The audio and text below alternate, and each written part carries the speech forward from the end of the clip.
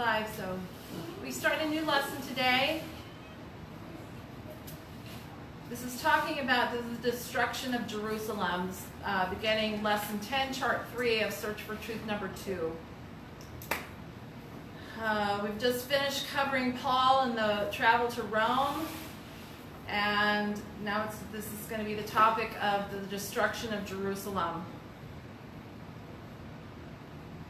There's a tragic destruction of Jerusalem that's prophesied by Christ himself and other prophets. This is labeled AD, 70 AD, but I believe it's the year time frame might be wrong. I think it's actually 80, and I'll explain later why in my research. Talking about Titus, and he took over partial of the reign of that empire in Rome.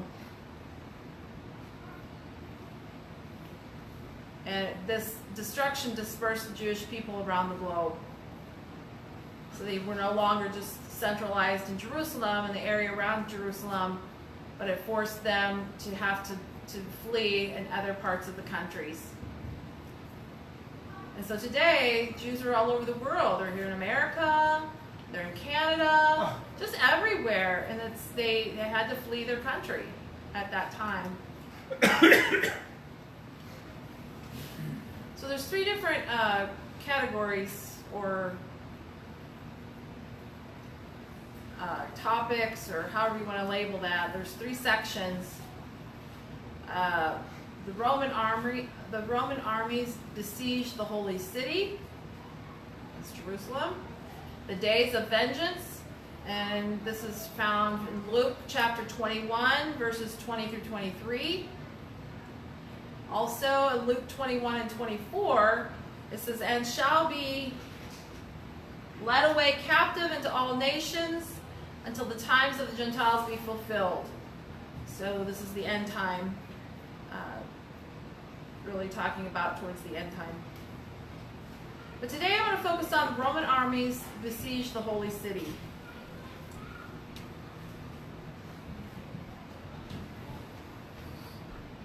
So the Jews, you had the Romans come and capture the area, and the Jews were refusing to allow them to siege them. They were very hesitant. This says the Jews often balked at Rome's tyranny, their rulership. And also talking about Judea, you have Jerusalem, Israel. There was a partial of Judea, a section that they were very resistant to Rome.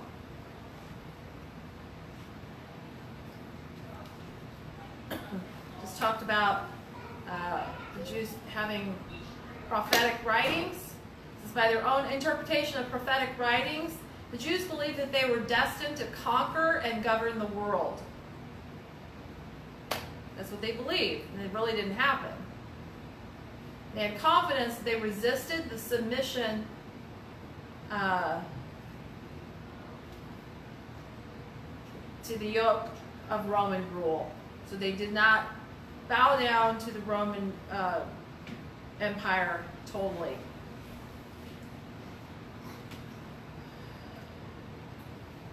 So the leader at the time of the Rome was Vespasian. And the time frame that was showing in history, it says the Roman Empire was AD of 69 through 79. So really, I pulled the information from from the internet.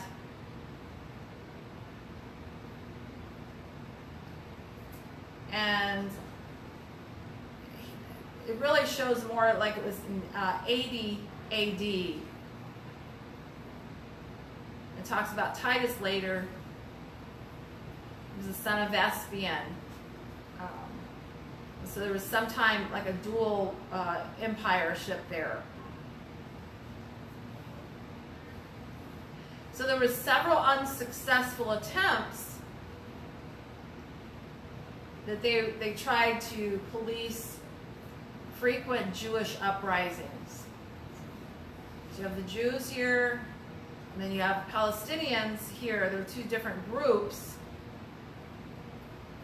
And there was uprising between the two of them, and they were constantly in fighting amongst themselves and rioting, and it just was not peaceful. And Rome stepped in to stop it and to eliminate it.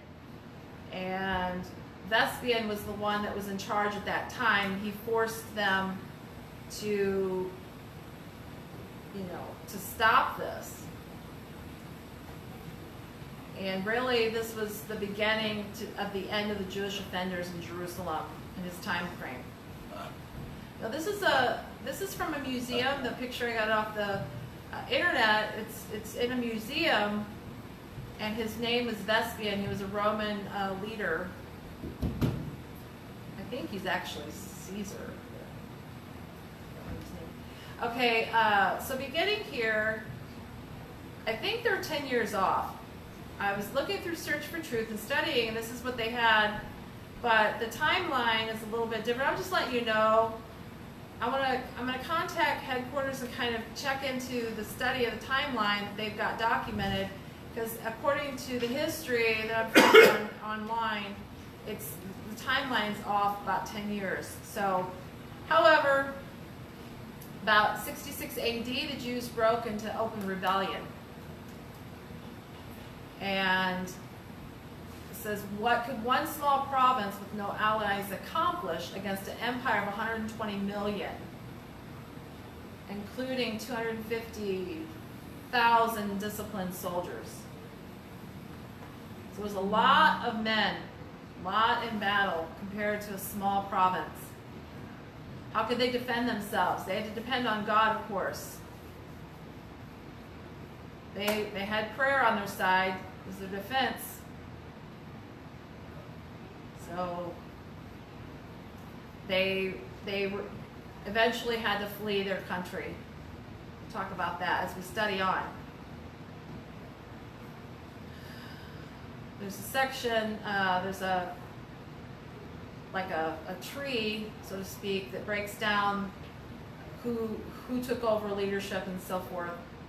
So here we see after Vespasian, his Roman Empire was between 69 and 79 AD. He succeeded Nero, which his timeline was 54 through 68 AD.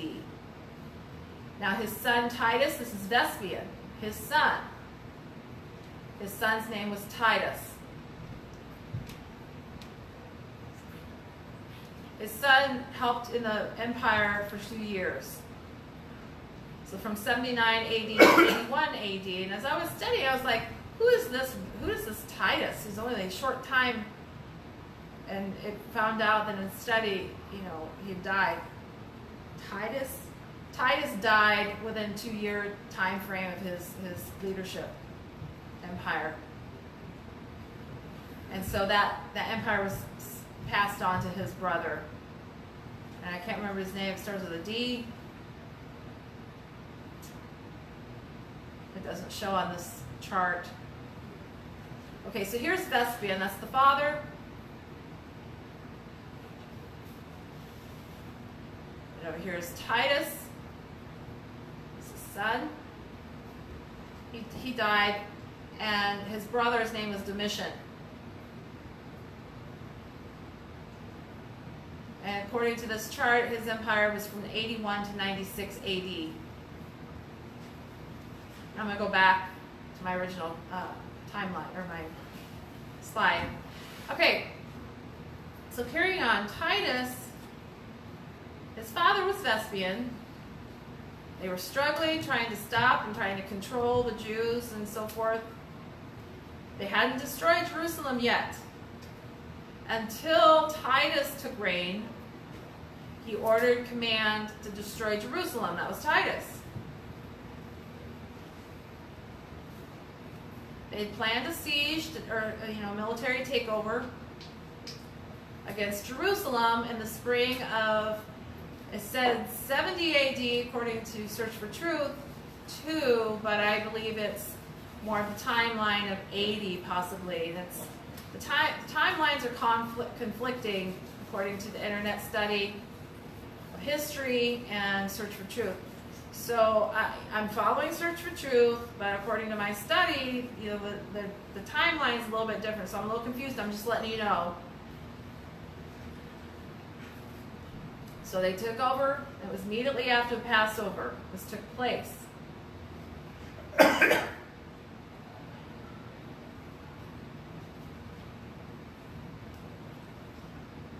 So the Romans cut off all food supply and so forth, the supplies that they would need. They cut that off to continue their siege, the perpetual siege against the city. So basically it was an ongoing siege that kept causing strain on the Jewish people. So you have Augustus, and then you pass it on to Nero, and then Nero, it was passed on to Vespasian, and then Titus, okay?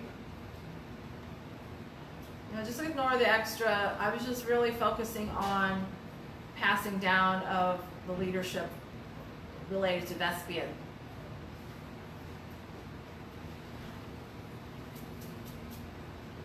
Okay, so the Romans, they took away the food supply, and so the Jews become hungry, and they became sick, and you know, they were struggling with issues related to their starvation, basically.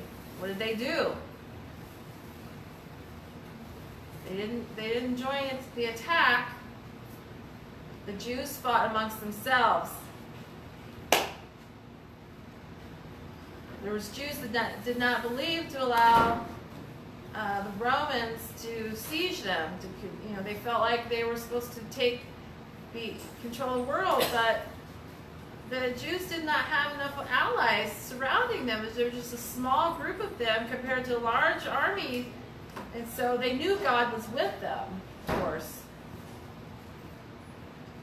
Although the end was inevitable, couldn't avoid it, they still would not surrender. The Jews refused to surrender.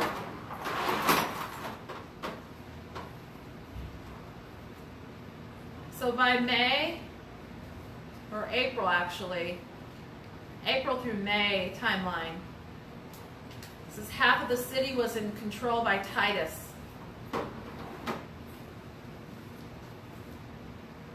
So Titus, he says, okay, I'm offering you a deal. You surrender. Don't fight against us. You believe. But if you continue to be stubborn, there's problems. So on July 5th, it says the fortress of Antonio.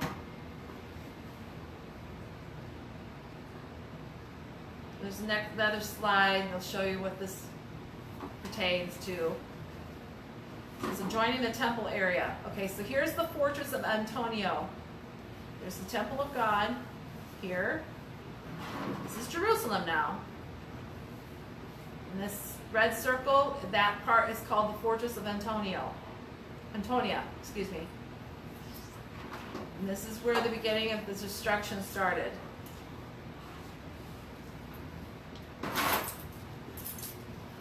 So on July 5th, the fortress of Antonia, adjoining the temple area, was stormed 12 days.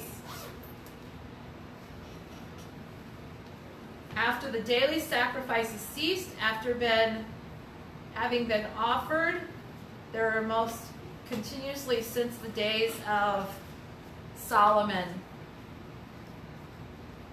So when Solomon built the temple, they continued sacrificial offerings on a regular basis until Titus basically stopped and destroyed that area, and they stopped Jerusalem from being able to sacrifice. And so therefore, they were unable to sacrifice until that time. But during that time period, Israel became a nation in 1948 again.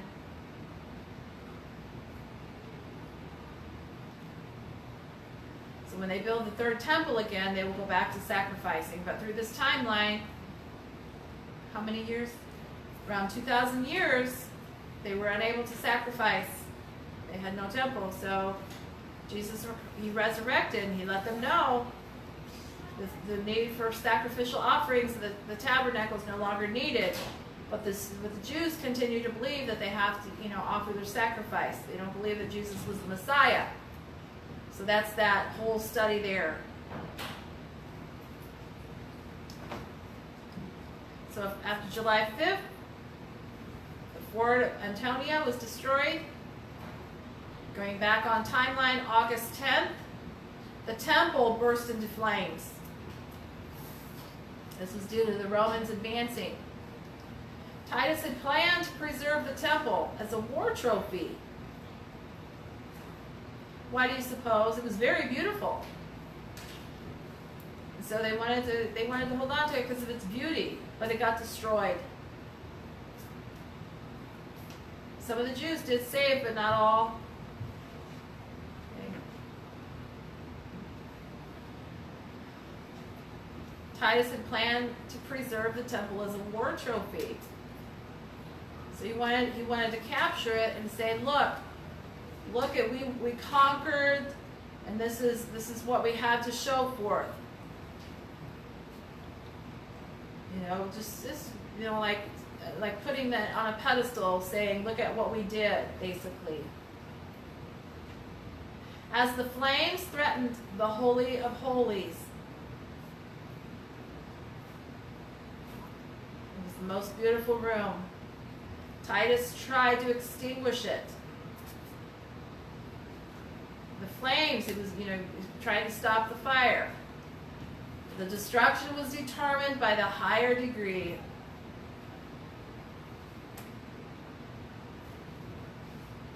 So remember the prophecy.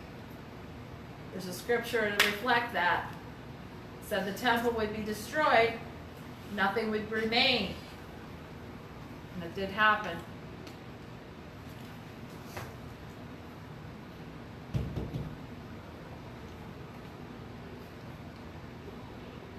So there was a man named Josephus. This is a Jewish historian, maybe a high priest. He was the one that wrote way back in history what happened. He was the only one that they found his record of his history, what took place. And what he said, documented, it said no one,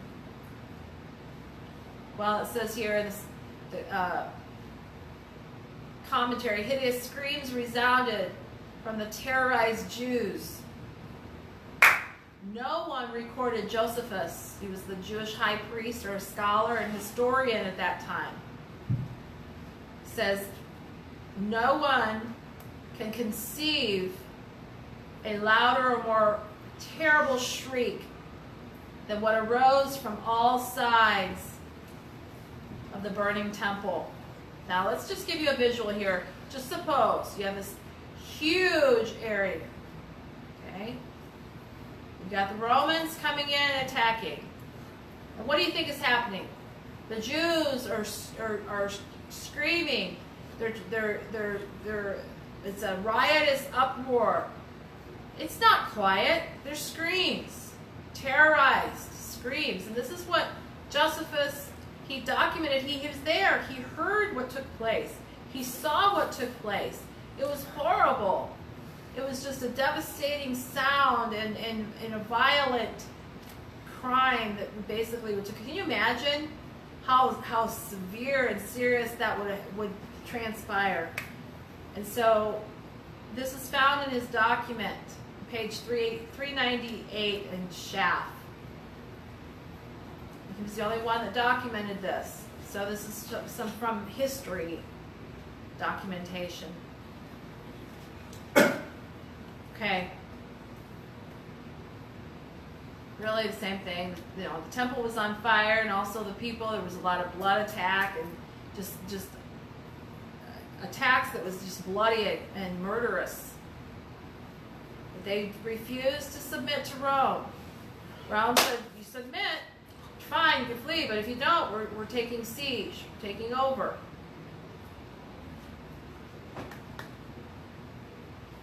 Another thing Titus, he says, you refuse to surrender, you know, we're going to take revenge. We're going to take vengeance. Because you're refusing to submit. Okay, so basically it was a punishment against getting back at the Jews for their stubborn resistance. So after as many as 500 victims were nailed to crosses outside the city that day. Can you imagine? 500. They were crucified. They were nailed to crosses outside the city. Josephus, could you imagine? He documented what he saw. It was ongoing until there was no more wood for making sacrificial crosses. They made the crosses. They crucified individuals. They hung them to the crosses. This was after Jesus had died. But the Jews refused to submit. It was in AD. After death. AD is what it means. Jesus died in like 33, 34 AD. The crucifixions took place. It was horrible. Around 500 is what history says. So this is someone's visual according to that history. This would be the second temple now. You know, Herod the Great, it's gone now. There's no more temple there. This is the second one that was destroyed. Okay.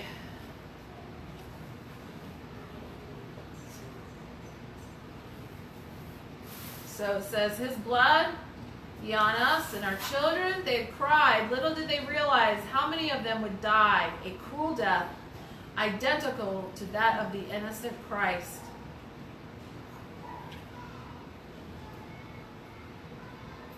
So Jesus was crucified. It was a horrible, horrible death upon him. He died for us. But the Jews rejected Christ at that time.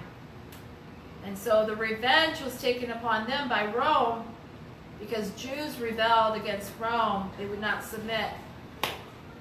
So it's a possibility that this transpired because of their rebellion against Christ. It says, no wonder Christ had wept over the site of Jerusalem. What scripture? If you look at Matthew, I believe it's chapter 24, where Jesus had prophesied and he cried. He knew what was going to happen to the temple, how this would take place. And he grieved. He wept over the city of Jerusalem. They thought, oh, this is peaceful. But Jesus knew the future. 40 years earlier, he had prophetically seen the tragic day approaching. He knew what would take place. He prophesied.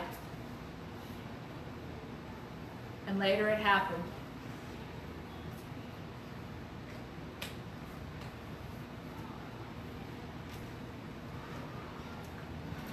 Okay, so that section right here, it's Matthew chapter 24 and verse 2. This is his exact words were fulfilled by basically the plunder and greed of Rome garrison. It was their military post. Not one stone would be left upon another, Christ had foretold. Scripture reads, and Jesus said unto them, see ye not all these things? Verily I say unto you, there shall not be left here one stone upon another that shall not be thrown down. And he's talking about the temple here. He says, you see not all these things. The temple's going to be gone. The stones built upon themselves, they're going to be destroyed and torn down. It's going to be devastation. It's going to be destroyed. These are the disciples. They were thinking, the temple, it's beautiful. Will it be destroyed? They were wondering. But Jesus had prophesied. That's a picture someone drew of the temple. And these are the disciples. We're given the example of Jesus speaking to the disciples. They sat around Jesus listening to what he had to say.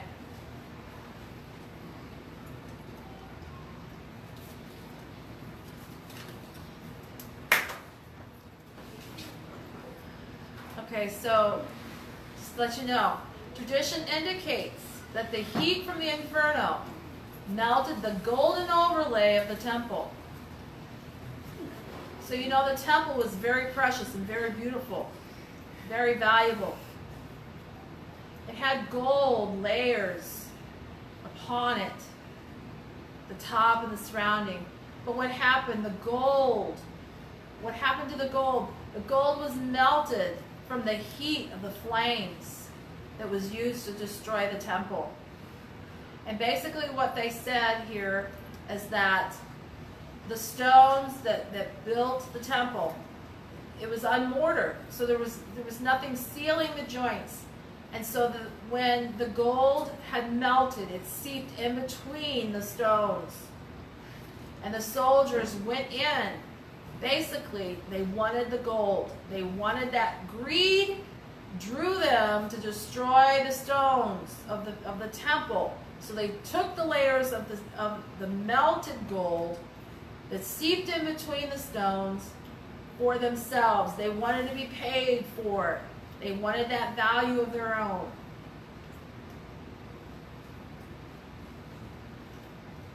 Here's another visual someone had painted or drew, talking about Titus.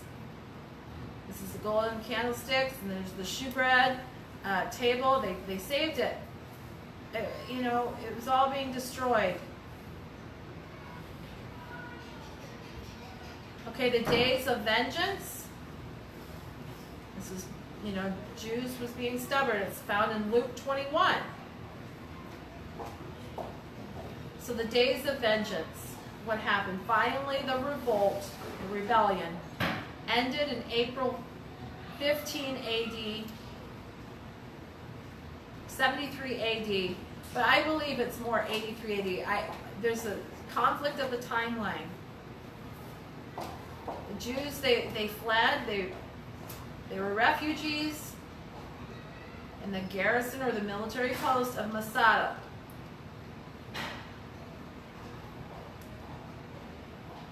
It was a fortress on the western shore of the Dead Sea. And there was a mass suicide. They rather kill themselves than to surrender to Josephus, or to the Roman soldiers. That's what Josephus had documented. From Jerusalem to Masada there was a mass suicide that took place. They didn't want to become slaves under Roman Empire. They didn't want it. They decided they would just rather die than surrender.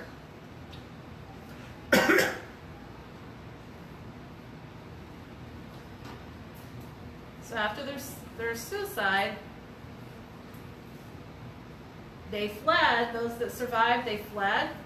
The Jewish state fled. It was abolished, not to be restored until 1948. This is called Masada. Refugees in the garrison of Masada, a rock fortress on the western shore of the Dead Sea. Someone had, drew an image of this. So I was studying. It's very interesting. Very interesting. There's a map to reflect this, but this is in the past. But now today, what it looks like. This is what it looks like today. This is a real picture that was captured of Masada, what it looks like today. Now going back, you see the image someone painted is the beauty of things, all built up. But here is the destruction that left behind. Now you had King Herod the Great. It said if anything happened to Jerusalem, you know, soldiers of other countries would come in and take place. It said it was, you know, flee and hide here in Masada. It was hard for the soldiers to, you know, climb up and take and battle up here at the top.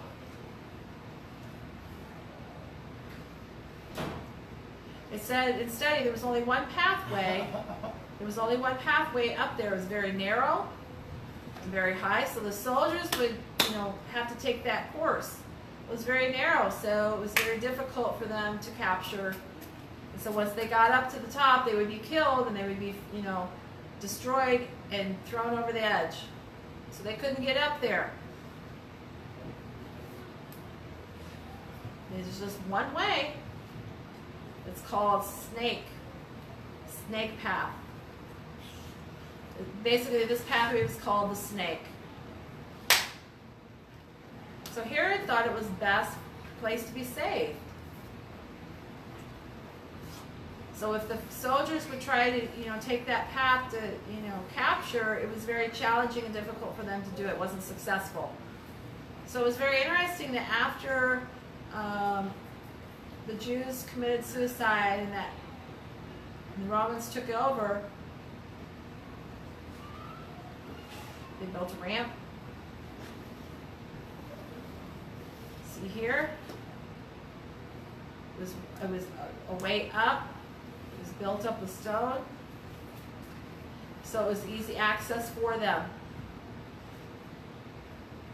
Now the snake pathway, or the pathway of the snake, they called it. I have a picture. I'll show that in just a moment. You have that path here, comes down in this area. More of an outline they've got labeled. Here's that ramp. Roman siege ramp, that's what they called it. You have Roman base down here. That's Roman base camp. And here is labeled Roman siege ramp. And this is Masada stronghold. That was the top. That's got the circle there. So Romans, you have the western gate, and then on this side you have the snake path gate. It was only one way in because the western gate was closed. So the Jews felt safe there. Roman soldiers could not enter in there.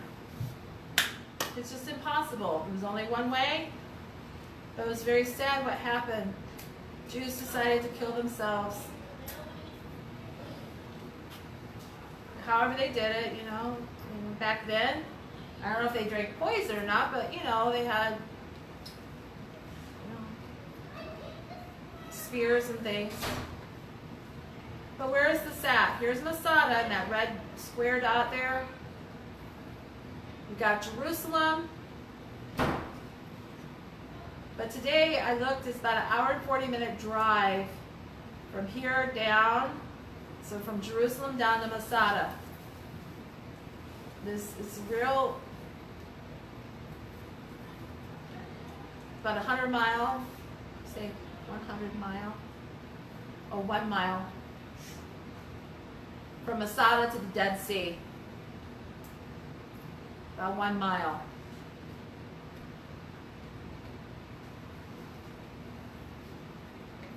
Now here's another visual to see that it's called Masada Snake Path. This is what it looks like today. If you took, you know, you can walk this all the way up.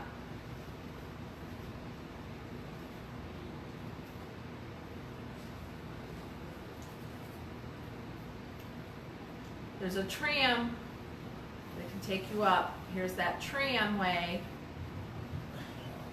There's 2 ways now. If you don't want to pay for it, you can walk up. This was the only way they had back then. But on the other side, they had that ramp. It was the Roman ramp. Very interesting.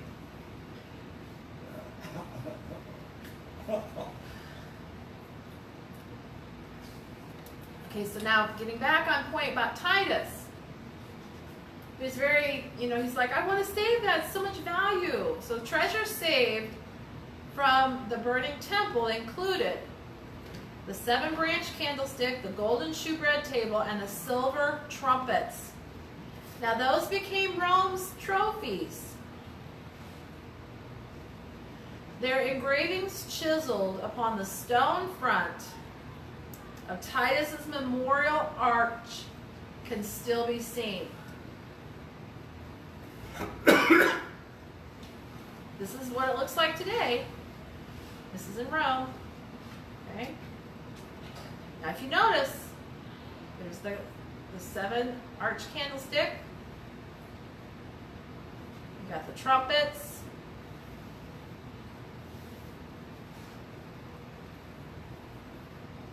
So they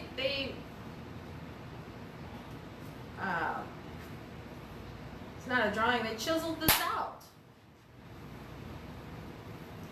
to show what took place that day and that this was their trophies. Here you have this on this wall. Very old, it's very detailed. This is what it looks like today.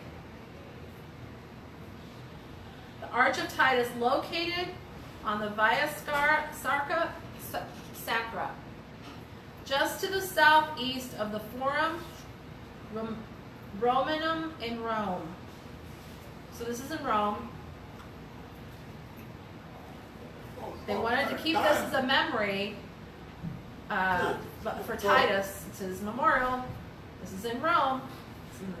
Yeah, Mama, God's thought.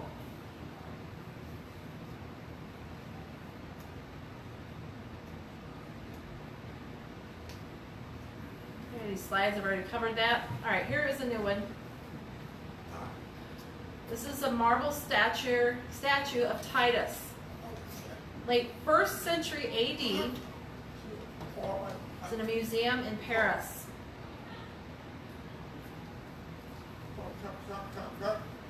Okay.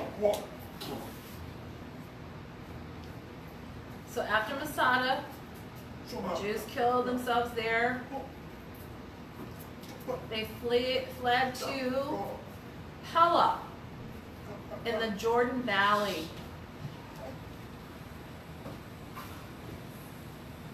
This is real. It's today, where the Jews went in hiding. So it's refuge of Pella. Okay, now here's Jerusalem, and there's Pella on this map. There's Pella where my hand's pointing. You have Masada down here by the Dead Sea area. And you got Jerusalem and Judea right there in that location. There's the Jordan River that splits up between. Talking about Luke 21 and 24. This is where they fled into into different nations. It says, and shall be led away captive into all nations. More than 1 million Jews perished. The Colosseum at Rome was built by Jewish slave labor.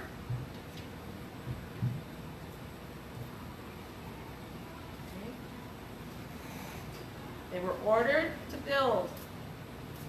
They became slaves for Rome. So scattered over the earth, at home everywhere, talking about the Jews, and nowhere the Jews refused to mingle their blood. Jew with Jew, they wanted ancestors to be Jews.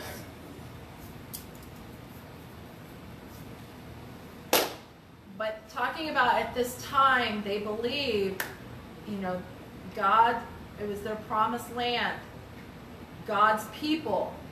And that's what they believed, not to mingle with others.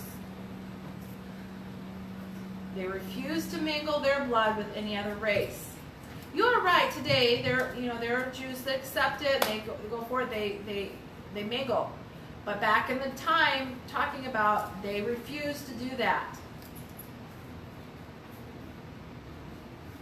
Some do, some don't. This is the Colosseum. This is Flavium Amphitheater, known as the Colosseum.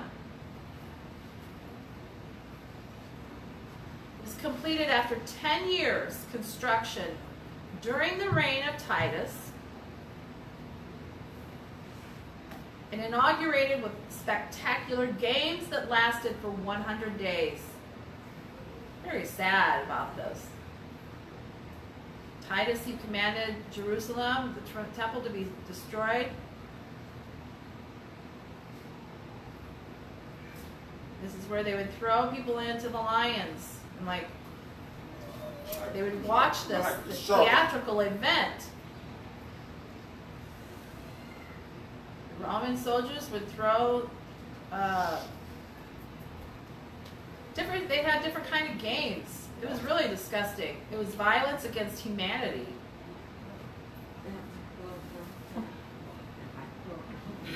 To clarify, it was lions, horses, and soldiers against each other. They were almost like the dog fights. Like, basically is what your point is. They would fight against, it was innocent against innocent. They would fight who would win, who would die. Okay. Oh, bad or innocent, or a Christian who believed in Jesus Christ. They would let the lions come in and attack them, and they would sit there and they would watch this as a theatrical event. So it wasn't one type of violent view. It was different kinds of things that they considered games. It was horrible to watch. It was bloody and devastation against human beings. This is what it looks like today. What's left remains.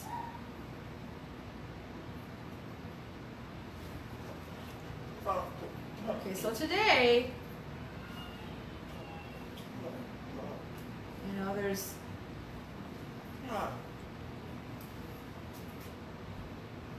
you have Hitler in the past. He destroyed many Jews through the gas.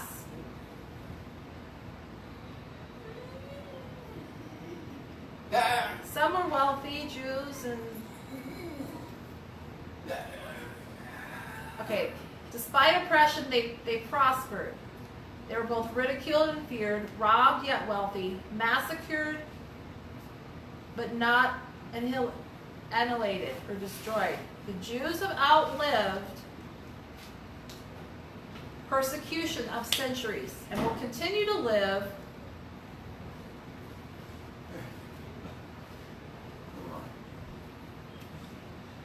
so remember, I'm talking about that God has a plan for the Jews. They're going to be 144,000 that will have the seal, talking about the end time. It says here, an object of mingled contempt. Jews are looked down upon because they appear to be greedy. And I don't understand why today they should honor Jews, but people of the world don't.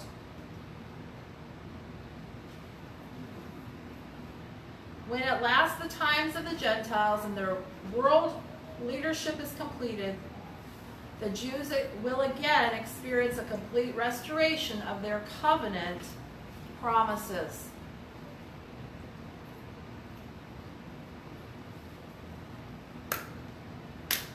God's promise, it will be complete. It will be completely restored. Okay, that's the end of my slide. Wow. Perfect timing. I'm going to stop Facebook.